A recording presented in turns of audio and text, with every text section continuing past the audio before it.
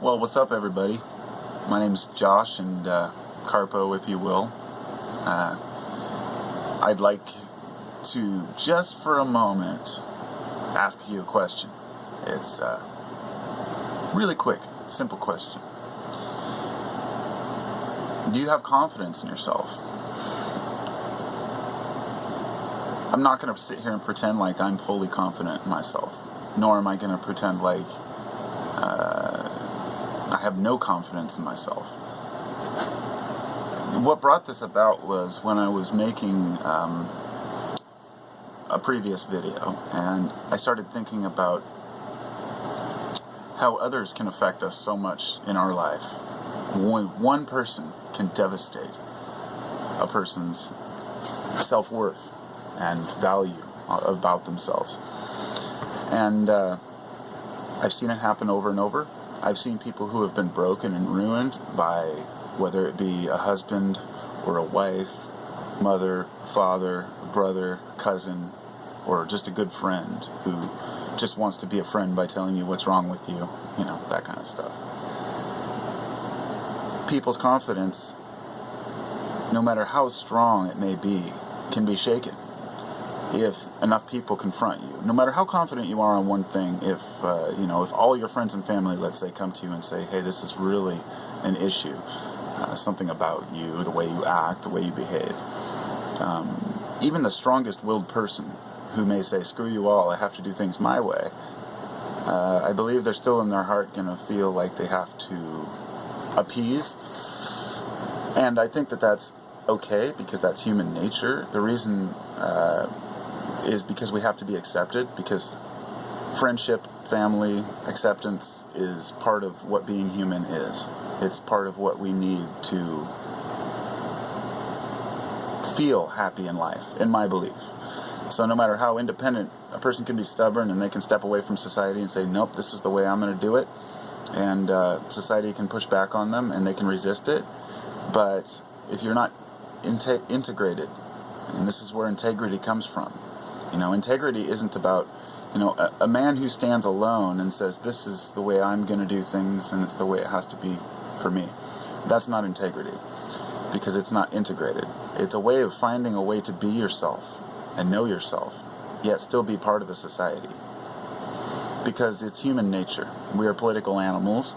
We have consciousness and awareness, and can't really dispute that, So, if you have somebody in your life, the reason why I'm speaking about this is because I think all of us have our confidence shaken. It can be something as simple as one person leaving a YouTube comment, let's say.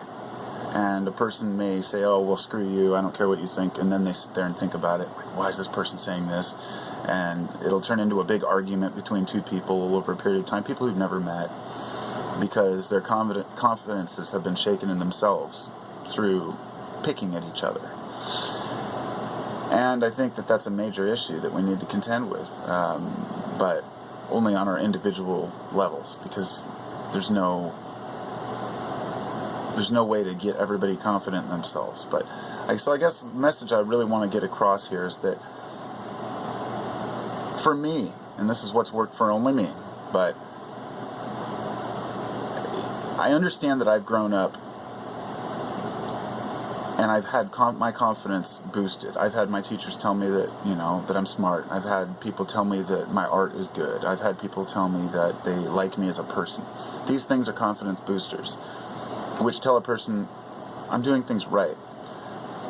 Now, when a person comes and says they don't approve of the way I am or something, then I have to ask myself, what does this person have against me, or what's their personal issue?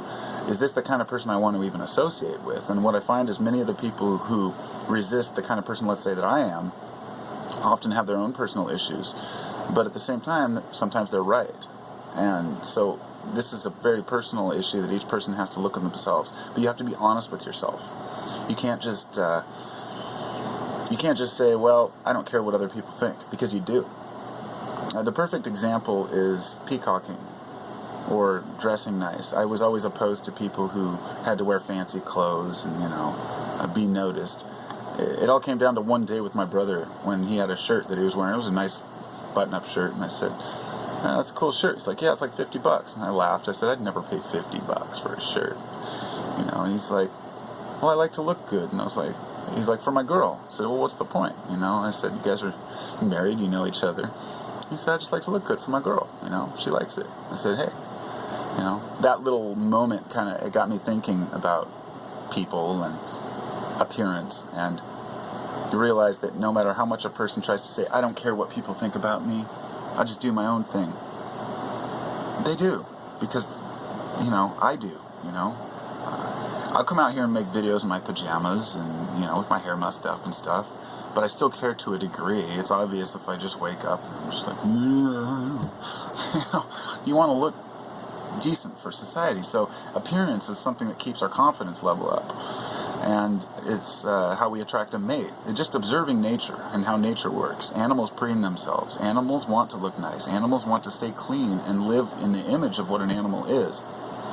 Humans don't have fur to preen. We have hair to style, but we have to have clothes. So we create our own skin. A skin that suits the person that's inside. And when we tell ourselves that other people's opinion don't matter, that it's all about, what we think, and screw them all. I used to be one of those people, and it didn't work for me. It didn't work for anybody I've ever seen try to do that. Because if we want society to change, we have to show an example of why and what will make a person happier. I think confidence is one of the most important things a person needs to have. I'm trying to instill confidence in my children. I feel like I should have, done more. Like with my oldest son, who's almost 21 now, and I want him to be as confident as possible because he's getting into the world and he's seeing the reality of it. And I like it when a person's strong. But I've seen some of the strongest people broken by one loved one or family member or friend that tells them something that's wrong with them or what they need to change about themselves. And it can be hurtful, especially if you can't really express yourself to the other person. But I guess all I want to say is just have confidence in yourself, as much confidence as you can, because, and here's the thing, and the real point I wanted to get across was, if you don't have confidence in yourself, develop confidence, and even if it's a synthetic confidence, if you're doing the right thing, you'll know it in your heart, and eventually that confidence will be real. You will learn to be strong in what you do. If you're the kind of person who says, well, I've never worked on that kind of stuff, I couldn't do that, and I mean, change that, transmute that into something like I can do anything. And sometimes we're stubborn. I mean, me being a guy, I like to fix everything. I can do everything, right? I'm a jack of all trades. Sure, I can fix a car, I can fix a house, I'll repair just about anything I can, but that's because I have confidence that whatever I try, even if I fail, at least I made my best effort. And every time I try, I get a little further along and do a little better. So my confidence was way up here when I was young, and it dropped pretty greatly when I got into my 30s, because I realized here we are, getting into that point in my life. What am I supposed to be doing? You can't say I'm in my 20s, I'll figure it out. Now I'm 40 this year, I'll be 40, and I've had to bring that confidence back up by saying, I'm doing what I do. This is my purpose. This is what I choose. And I have to also find this balance to where whatever I'm choosing isn't affecting everyone around me negatively. Like if I choose to be, just sit on my ass and just think all day, that's great, being a philosopher, but it doesn't pay the bills. I have to provide for my family too. So, it's an interesting balance. Everything comes down to balance, and if there's someone in your life that's telling you what you're doing wrong, often it's a reflection of their own shortcomings or a projection of what they wish they could do or would do. Sometimes people see potential in others' loved ones and say, this person should be doing this. I could have done it, but they should be doing it because they can. Such as the parent who wants the kid to take the job that they never could get. And the kid doesn't want it. And so the parent says, you have to do this because that's what life's about. And, yada, yada, yada. Life goes on and we're all just people. And if you don't have confidence in yourself, then you can't have confidence in your world. And it can provide a very, very shallow, depressing life, as can be observed with people around you who you see who have no confidence. It tends to be a defensive mechanism sometimes. People start saying, oh well, I just suck at everything. I'm just not good at that. I wish I could do that. And you want to boost them up and be like, you can. And then at a point you're just like, whatever. You know? So, if somebody's telling you, and they have confidence in you, and they're saying they think you can do something, take that confidence. Don't play the pathetic card. It's a defense for people to say that they're not good at stuff, because people feel sorry for them. But sometimes we're not good at stuff. Sometimes we are. But having confidence in who you are, doesn't matter if you're beautiful, if you're ugly, if you got money, or if you're broke. Just have confidence that you're a human. Maybe. And you can do whatever you want with your life. It's never too late to change. It's never too late to move forward. Doesn't matter if you're 20, 50, 80. Some of the greatest things in history, some of the greatest books, some of the greatest philosophies, theories have been created after the retirement age.